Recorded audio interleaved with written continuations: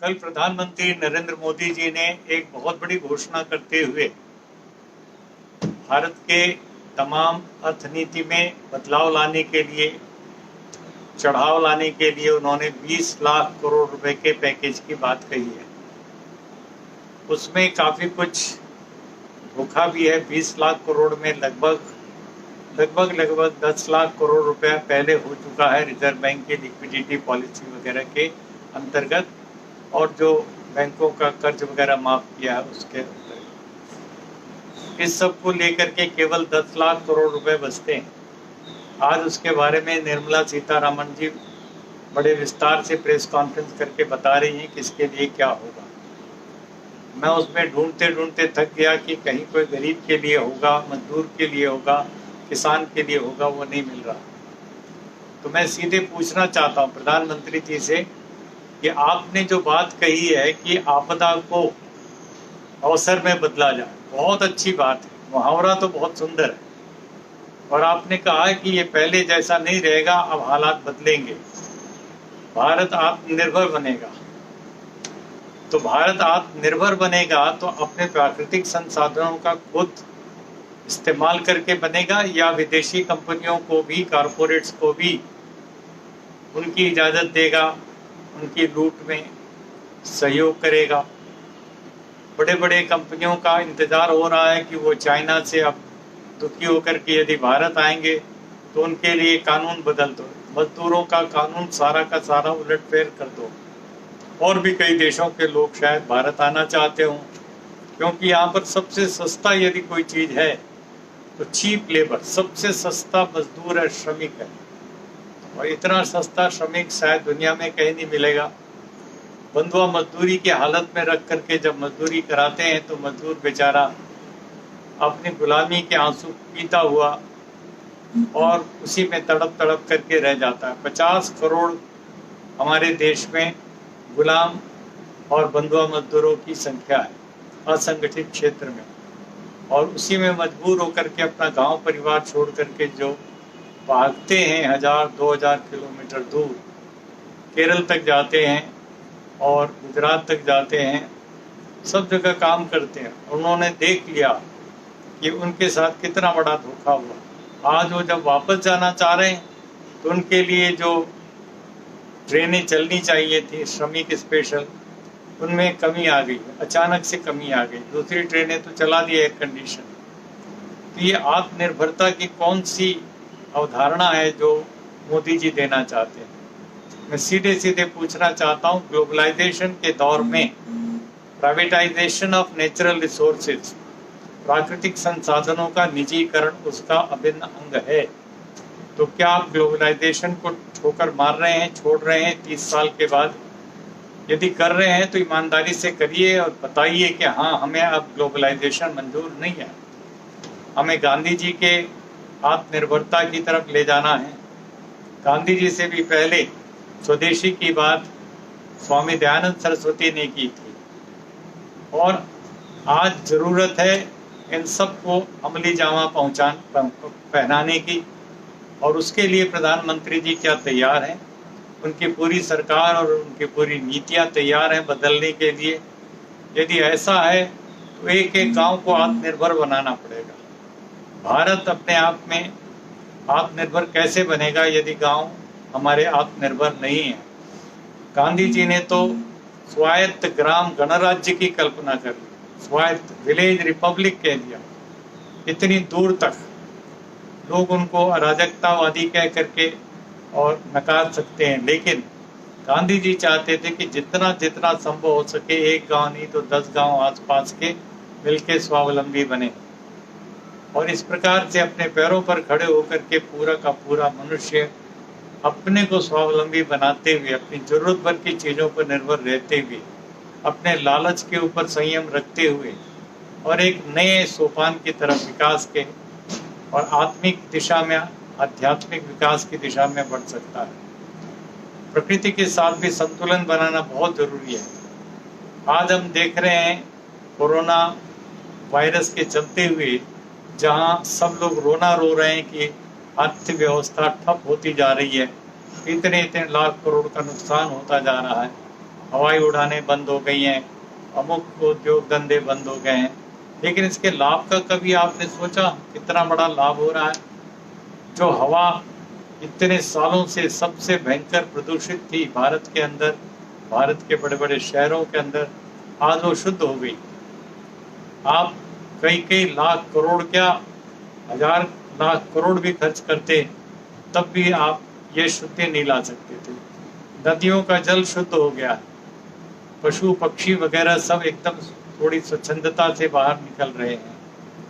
ये जो सारा का सारा परिदृश्य बदल रहा है, इसका कभी आकलन किया गया कि ये कितनी बड़ी देन हो रही है इस प्रकार के लॉकडाउन से या इस प्रकार के सारी चीज़ों के बंद होने से? अब यदि आत्मनिर्भर बनाना है तो गरीब किसान और मजदूर से शुरू क्यों नहीं करते?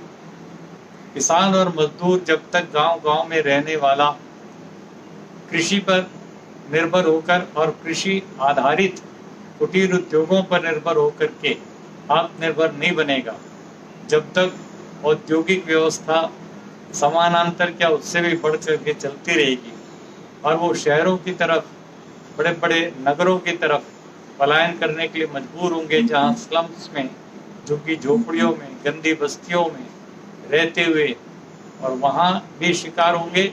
और ऐसी कोई आपदा आई जैसे अभी आई है तो उसके बाद तो उनके साथ जो मजाक उड़ेगा, खिलवाड़ होगा, दर दर की ठोकर खाने के लिए वो मजबूर किए जाएंगे, सड़कों पर चलते चलते गिर करके मर जाएंगे, या ऑटो में जाते हुए अपनी पत्नी के साथ बेचारा 13 साल की कमाई करके वो बचाता है पैसे, एक ऑटो खरीदता है 6 महीने पहले, और फिर उसके बाद वो 35 साल का नौजवान ऑटो खुद चला करके अपने परिवार को लेके, पत्नी बच्चों को गांव की तरफ रवाना होता है।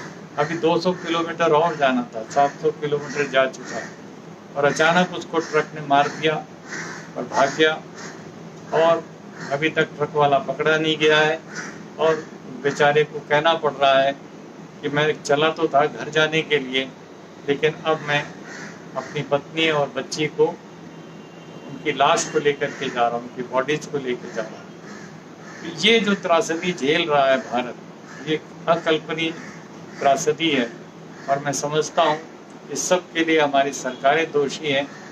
और ये जो बताया जा रहा है कि हम आत्मनिर्भर बनने की दिशा में जा रहे हैं, पैराडाइम शिफ्ट की बात कही जा रही है। भारत में उद्योग धंधे लगेंगे तो मेक इन इंडिया होगा। मेक इन इंडिया क्यों होगा? मेक इन इंडिया का तो मतलब हुआ कि भारत में बनाओ और यहाँ का मुनाफा ले जाओ। बनाने के लिए यहाँ का सस्ता मजदूर आपको मिल जाएगा। आप मेड इन इंडिया क्यों नहीं कहते? भारत निर्मित सामान क्यों नहीं कहते? और क्या गारंटी है कि आप भारत में निर्मित करके जो चीज़ बेचेंगे वो चीन के मुकाबले में भी सस्ता होगा? गरीब के हाथ में जितना पैसा है उसके हिसाब से वो खरीदेगा। यदि चीन का बना सामान उसको सस्ता मिलेगा तो क्यों नहीं खरीदेगा? आपके कहने पर नहीं। तो आपने कहा कि हमने खादी और हैंडलूम को बहुत ब्रांड बना दिया, लेकिन क्या हुआ? कितना इजाफा हुआ उसमें? मुझे नहीं लगता कि आज कोई आत्मनिर्भरता की तरफ हम भारत बढ़ रहे हैं, और मेक इन इंडिया तो पूरी तरह से विफल दिखाई पड़ रहा है। ऐसे हालात में आत्मनिर्भरता का सीधा सीधा मतलब होना चाहिए प्राकृतिक संसाधनों पर जनता का अधिकार, पूरा समान अधिकार। आप तो आदिवासियों के अधिकारों को छीन रहे हैं, जो भारत का संविधान उन्हें देता है, जो पैसा एक्ट उनको देता है, पी पैसा एक्ट 1996 उनको देता है, और भी तमाम कानून अधिकारों के आदिवासियों के, उन सब को छीन करके आप सारा मिनरल वेल्थ, खनिज संपदा को, वन संपदा को और जमीनों को भी, नदियों को भी बेच करके आप लोगों ने ग्लोबलाइजेशन का दौर शुरू किया। क्या ये बंद हो जाएगा? सीधे सीधे बताइए मोदी जी, इधर उधर की बात मत कीजिए, बहुत हो चुका। अब आज इस विपत्ति की घड़ी में आप यदि संकल्प सचमुच में ले रहे हैं, आपकी सरकार ले रही है, तो उसकी व्याख्या करके दीजिए कि इस आत्मनिर्भर भारत के बारे में पूरी अवधारणा कितनी है, क्या है, कब तक लागू होगी? क्या एक खिलवाड़ तो नहीं हो जाएगा फिर एक बार से और उन्हीं उद्योगपतियों को फायदा पहुंचता रहेगा? कानून जो आप बदल रहे हैं या ख़त्म कर रहे हैं, इसका सीधा लाभ उन्हीं लोगों को होगा। अभी जो आर्थिक पैकेज भी देने जा रहे हैं आप, उसका भी लाभ सीधे सीधे धन्ना सेठों को होगा, अमीरों को होगा, गरीब मजदूर को, किसान को होता हुआ दिखाई नहीं पड़ रहा। ऐसे हालात में आप आत्मनिर्भर बनाना है तो गांव से शुरू कीजिए, कृषि व्यवस्था से कीजिए, और हमारे मजदूरों को उन्हीं के अपने गांव में या आसपास के गांव में रोजगार की व्यवस्था कीजिए, और इतने कीजिए ताकि उनको कभी भी कोई मजबूर भी होकर के अपना गांव परिवार छोड़ करके कहीं दूसरे हिस्से में न जाना पड़े। दूसरे प्रांतों में भी मजदूर हैं, वहाँ के लोग वहाँ अपने प्रांत में मजदूरी करें, और बिहार के, यूपी के, झारखंड के, बंगाल के मजदूर अपने प्रांत में करें, उड़ीसा के। ऐसी व्यवस्था क्या आपके दिमाग में है, या फिर यही व्यवस्था चलती रहेगी और इसको ही आप नाम दे देंगे आत्मनिर्भर भारत? तो एक नई किस्म की लफाजी होगी, और ये लफाजी पूरी तरह से बेपर्दा हो जाएगी और इसका मजाक उड़ने लगेगा। आप जरा और स्पष्ट कीजिए कि जो आपने लैंड के बारे में कहा है, ये लैंड किसका है? जनता का है।